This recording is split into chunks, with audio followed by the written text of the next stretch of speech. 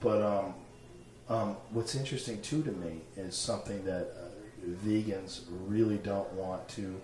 They don't want to consider the possibility of. But I have a feeling that we are going to determine within the next few years that plants are way more intelligent than we give them credit for. Absolutely. I think they're a kind of life that it doesn't move. And because it doesn't move, and they can't scream, and we assume that they don't have emotions. We assume that, but they're finding that there's all sorts of like information that plants are gathering, that they're doing calculations, that they're responding when plants near them are being chopped down. There's something going on with plants, and I've trolled vegans before, in all fairness, on my Twitter page, saying that that plants can think, and if you eat them, you're a hypocrite, and the best thing to do is to starve to death. You know, if you really want to save the world. I did that just to troll them, and so many of them made videos and were so angry at me. And one of the things that was hilarious, I watched this one video.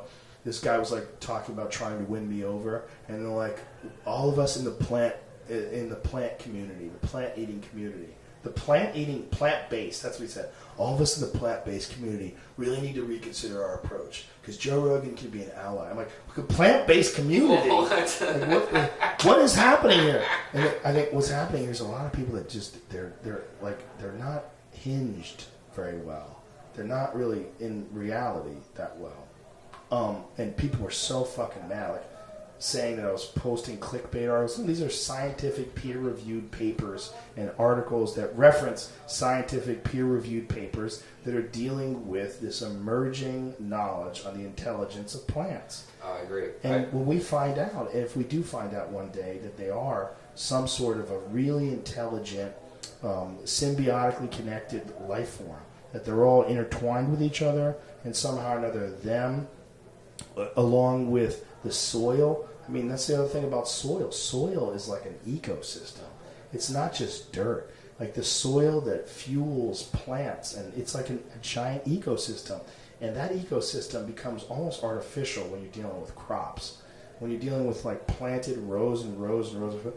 That is like one of these fucking worst ways that we could disrupt nature, is by taking an entire field and filling it with corn or filling it with grains. So if you're one of those people that participates in buying grains from a grocery store, first of all, you're participating in massive amount of animal death, because those combines they gather grain with on commercial farms, those things indiscriminately chew up those plants and everything else that's in those plants. Yes. Ground nesting birds, fawns, rabbits, rodents, anything that gets stuck there. They all get jacked. They all get killed. That's why when you see crops get chopped down, if you ever go to a farm, right after crops get chopped down, you see vultures. Yeah. And the reason why those vultures are circling overhead is because there are a bunch of shit down there that got jacked. It was on CNN yesterday that there was a woman found in her green beans a snakehead from when they were picking the green beans, and it chopped the snakehead up and it got into her can of green beans. Makes sense. Yeah.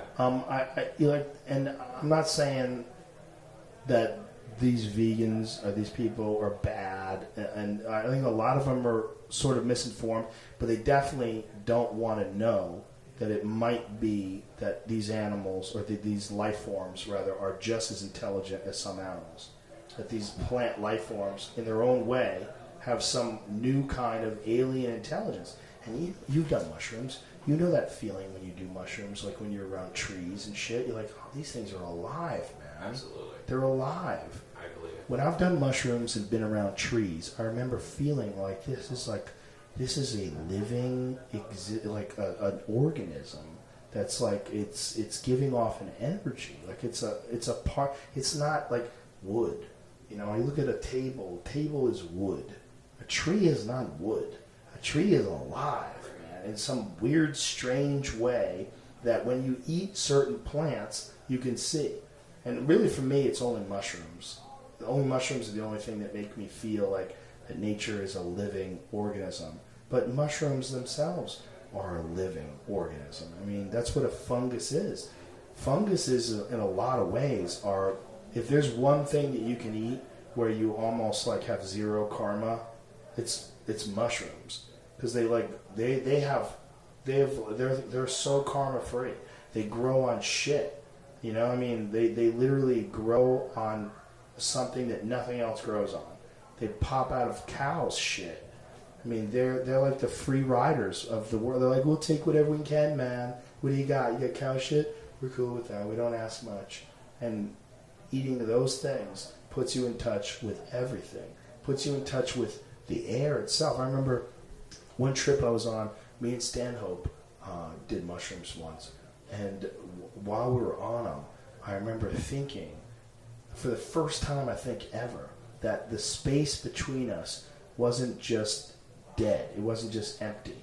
I was like, we were just blitzed on mushrooms. And I remember thinking, like, we're surrounded by gases. Like, we're in a sea of gases. Like, this oxygen that he and I were breathing together in this room, I could feel it for the first time. And I could feel it as, like a thing, an ingredient.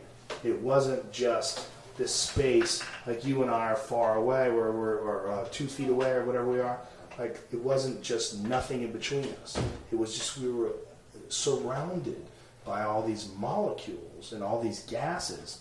And I remember it was the first time I ever felt it. I felt it, and it was so tangible that it made me think about, like, the air in the earth different from that moment on. I never looked at it the same way again. I often feel that with energy, where, like, there's sometimes where you could be sitting there and I could feel there's just something coming out of you, you know? And then other times it's like, oh, I don't feel it at all. Right. Like, I saw the other day, this friend come up to me, and without even saying a word, I was like, holy shit, something strong about you. Mm-hmm. And sure enough, like, I asked, hey, is there something wrong? And he just told me the horrific story. And I'm like, oh my God, I felt it. He didn't even look at me. I just felt it being around you. Like, that used to drive me crazy about girls. Like, when you date a girl and you go over her house and she's angry at you and you just sense it. Yeah. Like, what's going on here? Mm-hmm. Like, or like her ex is texting her and she's texting her ex. Yes. And you come over to the house like, hi, how you doing? Like, how you doing? Yeah. What the fuck's going on exactly. here? Huh? And it's the same energy that when you feel somebody looking at you from behind you, or if, you know, if you're in your car and you just let go, I know the person next to me is staring at me, and you look over, sure enough, yeah, that person's staring at you. Well, I wonder, you know, I had this guy, Rupert Sheldrake, that I talked to on the podcast once, and he's a big proponent in the idea that all of us are connected in some weird way that he calls the morphic field or morphic resonance. And he said that that's the one thing that has been provable, like the one psychic phenomena that's been provable. That's that they did a study, apparently, where people could detect more often than they couldn't detect whether or not someone was looking at them. And I don't know, I never examined it past him telling me that, so I don't know if it's been verified. I know he's been widely criticized, but it's because he's kind of like open-minded, sort of a hippie, scientific, psychedelic approach to these subjects, which I think people tend to like to criticize. It's almost 100% though when you feel that and you look back and there's sure enough there's somebody staring at you. It's never been like that where and they're there's nothing there. You know the problem is though, I think proving it in a lab setting is artificial. Yeah. So it's hard to recreate the actual moment. Like, say if you're thinking about this girl and your phone just rings, like, what the fuck? And you show it to me, like, you're like, you know who I miss? I miss, what's her name? Because she was so fun, she was so cool. I haven't fucking talked to her for years. It's just like, I wish, like, you know, and you show me a text and the girl texts you for the first time in like 3 years or something. That's real sometimes, it's real. But only sometimes. Only sometimes, yeah. Like, when are we making that connection? And I always wonder if, like, maybe that connection, what it is like some new trait that human beings are starting to exhibit that we haven't fully, like, we didn't just right away learn how to talk to each other. Exactly. We had to figure out how to make grunts. We had to get better at those grunts. Those grunts had to be agreed upon by all the people, and then it had to be people that are 100 miles away that had to understand your grunts. You had to be able to get in a boat and talk to them, and they had to understand your grunts too. Like, that shit took a long time. Like, and all the other things. Like, I'm sure our original version of hearing was nothing in comparison to like what when you put on like a nice headphones now and listen to like Pink Floyd, listen to The Wall, and like the kind of sounds that you could take in with your ears. It's like it's a sense that we haven't started using fully yet. Yes. I had the same crazy thing happen the other day. I haven't thought about this guy in maybe 4 years maybe. I haven't seen him in 4 years, and out loud I go, hey, whatever happened to Ben Seward? Like this guy that we know. And I was like, I don't know. I don't see him anymore. Seriously, 12 hours later, I'm going to my grocery store. I'm walking into my grocery store, coming right towards me out the door, the guy that we were talking about. Out of nowhere. I haven't thought about this guy in years. Yeah, that's weird see him, shit. Man. But it's almost like it's a sense that maybe 200, 300 years from now, we might be using a little bit more. Like, oh, you're talking about the energy sense, or yeah. Well, I think that even through electronics, you know, like these connections that we have to people, like someone texts you that you haven't talked to in forever, or so you think about someone and they call you. Like, I wonder if that's a way that we have of tapping into those feelings. Like, maybe you're talking about some girl that you haven't talked to in forever, and then she senses it. She can feel it, but there's no way to recreate that in a laboratory setting. There's no way to recreate the real, genuine emotions of you actually thinking about this girl you used to date. Or you thinking about a buddy that you haven't talked to in years. Like those genuine emotions. Like, how would you ever recreate that in a lab to prove it in science? Like, you really wouldn't. And I wonder if through the internet and through like the internet is becoming more and more, I want to say invasive, but I don't want to say it in a negative way.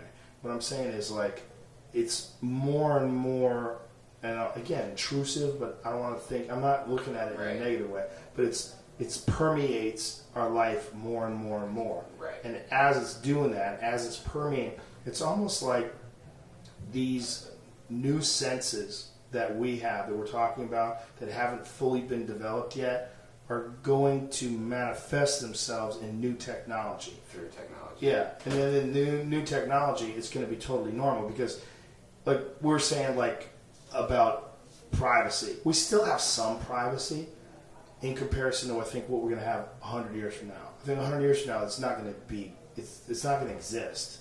Like what we enjoyed as kids growing up with no answering machines, no cell phones. Like when you and I were kids, when we would leave our house, we just left. Right. Nobody knew where the fuck we were. We got on our bikes, we went down the street, we were gone. That will be a joke in the future. Like no one can do that. You can't do that anymore. And I think all what if we this never is could tied have done together. it? What if we never could